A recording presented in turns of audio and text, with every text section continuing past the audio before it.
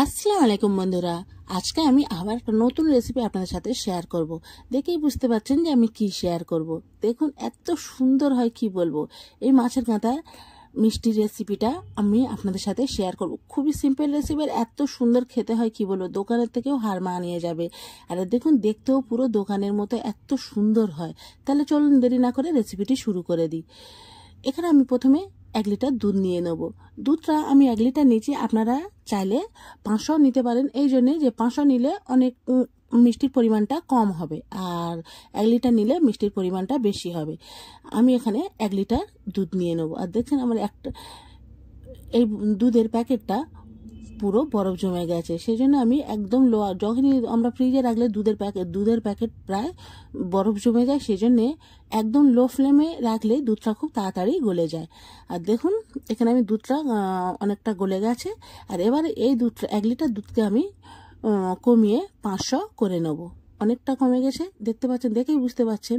আর যে যখনই এই মিষ্টিটা বানাবেন চেষ্টা করবেন নন স্টিকের প্যান নেওয়ার। আর এখানে আমি 2 প্যাকেট 10 টাকাওয়ালা প্যাকেট গুঁড়ো দুধ দিয়ে দেবো। যেহেতু অনেক দুধটা কমে গেছে, সেই জন্য আমি 10 টাকাওয়ালা প্যাকেট 2 প্যাকেট গুঁড়ো দুধ এখানে দিয়ে দেবো। দিয়ে একটা উইক্সের সাহায্যে খুব ভালোভাবে এটা নাড়তে থাকবো, যে গুঁড়ো দুধের না যান লাম্পস হয়ে যায়। দেখুন, আর এটা খুব ভালোভাবে ফুটিয়ে আরও কমিয়ে নেবো, একদম অল্প পরিমাণে করে নেবো, একদম ঘন করে নেবো। এখানে দেখতে পাচ্ছেন অনেকটা ঘন হয়ে গেছে। এবারে এর মধ্যে আমি দিয়ে দেবো 1 চামচ ঘি। ঘিটা দিয়েও খুব ভালোভাবে নাড়তে থাকবো। আর এখানে আমি পরিমাণ মতো 3 থেকে 4 চামচ আমি এখানে চিনি দিয়েছি। আর চিনিটা আমি অল্প এই জন্য দিয়েছি, যেহেতু আমরা একটু মিষ্টি কম খাই, সেই জন্য আমরা চিনিটা অল্প দিচ্ছি। এখানে আপনারা মিষ্টির চিনির পরিমাণটা 1 বাটি দিতে পারেন। দেখুন এখানে যখনই ঘন হয়ে যাবে আরও, তখনই আমি আরও 2 প্যাকেট দুধের মধ্যে দিয়ে দেবো। দিলে এটা খুব তাড়াতাড়ি ঘন হয়ে যাবে আর একটা সুন্দর ডোতে পরিণত হবে। দেখুন আমি খুব ভালোভাবে এটা পুরো পানিটা মাখিয়ে একটা ডো শেপে আনবো। খুব ভালোভাবে যখন প্যান থেকে এটা ছেড়ে যাবে, তখন ভেবে নেবো যে আমরা এটা হয়ে গেছে। এখানে আমার হয়ে গেছে। আমি একটু ছড়িয়ে ঠান্ডা হতে 10 মিনিট ঠান্ডা হতে দিচ্ছি। ঠান্ডা হয়ে গেলে খুব একেবারে টান টান করবে না, তাহলে অতিরিক্ত শক্ত হয়ে গেলে হবে না মিষ্টিটা।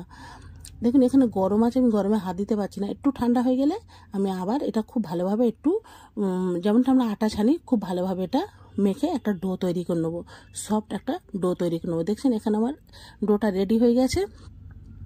আর এটা আমি 3 ভাগে কেটে নেবো। একটা ছোট্ট একটা ডো করব আর দুটো সমান সমান করব। দেখছেন এখানে আমি ছোটোটাই আমি একটু ফুড কালার দিয়ে কালার করে নেব। আর এটা আমি কেমনভাবে করছি আপনারা দেখেই বুঝতে পারবেন যে আমি কেমনভাবে এটা করছি। একটু গোল করে লম্বা করে গোল করে নেব, আর নিয়ে খুব বড় লম্বা করে এমনভাবে লম্বা করে নেব। নিয়ে আর দেখুন আমি কি বলছি ঠিক বোঝাতে পারছি না। ঠিক এমনভাবে লম্বা লম্বা করে আঙুল দিয়ে ট্যাপ ট্যাপ করলে আর একটু বেড়ে বেড়ে বেড়ে বেড়ে যাবে। এমনভাবে কন্টিনিউ করতে থাকুন, যতটা পারবেন ততটা বাড়াবার চেষ্টা করবেন। আর পিছনের দিকটা একটু উঁচু রাখবেন। দেখুন আমি কেমনভাবে করেছি, ঠিক এমনভাবে করে নেবেন। আমি ঠিক ভালোভাবে এক্সপ্লেন করে আপনাদের বলতেই পারছি না যে কেমন, আপনারা দেখেই বুঝে নিন যে আমি কেমন করেছি। আর যাই হোক, এবারে আমি যে ছোট ডোটা রেখেছিলাম ওর মধ্যে আমি একটু ফুড কালার মাখিয়েছি, মাখিয়ে একটু হলুদ মতো করে ঠিক এমনভাবে সরু করে লম্বা করে দড়ি টাইপের করে নিয়েছি। দেখুন, আর করে সেম আর একটা আমি এমনভাবে করে দেখাচ্ছি, আপনারা দেখেই বুঝে নিন যে এটা কেমন হচ্ছে। করার পর এটা নিয়ে ওর উপরে দিয়ে দেবো, দিয়ে দুটো একসঙ্গে জুড়ে দেবো। আপনারা ভালো করে দেখবেন, দেখে এটা বুঝে নিন যে কেমন আমি করেছি। এটা আস্তে আস্তে করে তুলে নেবো। আর যে সারফেসের উপরে আমি এটা রেখেছি ওর উপরে একটু ঘি দিয়ে দেবে, নাহলে কি করবে, নাহলে এটা উঠতে চায় না।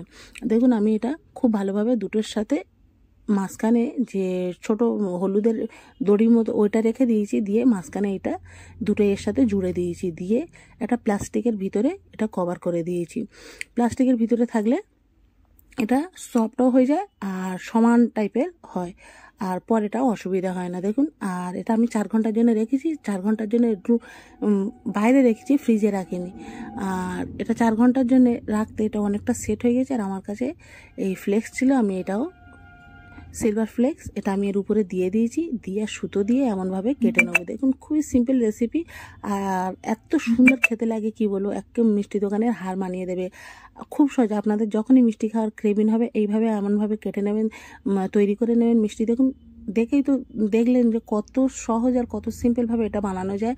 মিষ্টি আমরা সবসময়, সবার হাতে সবসময় মিষ্টি হয় না, কিন্তু চেষ্টা করবেন, দেখবেন ঠিক হয়ে যাবে।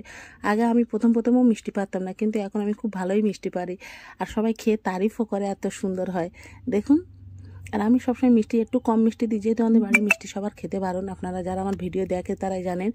আর সেই জন্য আমি একটু কম মিষ্টি দিন, মিষ্টির পরিমাণটা আপনারা আপনাদের কম বেশি করে নেবেন। দেখুন, আর কাটার পরে পুরো দেখাচ্ছে না মাছের গাঁতা টাইপের। আমরা মিষ্টি দোকানে ঠিক এমনটাই মিষ্টি দেখি, আর খুব সুন্দর লাগে খেতে, প্রায় গুজিয়া টাইপের লাগে। গুজিয়া আমাদের বেঙ্গলি একটা সুইট আছে গুজিয়া, ঠিক তেমনই খেতে লাগে, এত সুন্দর লাগে কি বলবো। দেখছেন এত সুন্দর হয়েছে কি বলবো, আমি নিজেও ভাবতে পারছি না যে আমি এত সুন্দর করে মিষ্টি বানিয়েছি। দেখুন খুব সুন্দর হয়েছে, এত সুন্দর খেতেও লেগেছে কি বলবো। আর ভিতরে যেন মাছের পেটের ভিতরে যেন মাছের ডিম আছে। দেখুন হলুদ এত সুন্দর লাগছে কি বলবো, আমি তো নিজেই প্রাউড ফিল করছি যে আমি এত সুন্দর মিষ্টি বানিয়েছি। আমি মিষ্টি বানাই, কিন্তু এই মিষ্টিটা বানিয়ে যেন আমার খুব ভালো লাগছে। দেখুন খুব সুন্দর একটা রেসিপি বানিয়েছে, আপনারা অবশ্যই ট্রাই করবেন। ভালো লাগলে লাইক শেয়ার সাবস্ক্রাইব করবেন, ফেসবুক থেকে দেখলে অবশ্যই ফলো করবেন। দেখুন, আর অবশ্যই বাড়িতে একবার ট্রাই করবেন। মিষ্টি আমরা প্রথমেই হয়তো আমরা হার মেনে যাই, কিন্তু পরে খুব সহজে এটা বানিয়ে ফেলতে পারি।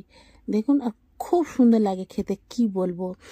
যখনই মিষ্টি খাওয়ার ক্রেভিং হয় বাড়িতে এইভাবে বানিয়ে রাখবেন, রাখলে ফ্রিজে রাখলে অনেক দিন থাকে, খুব ভালো লাগে, খুব সুন্দর খেতে লাগে। আল্লাহ হাফিজ, সবাই ভালো থাকবেন।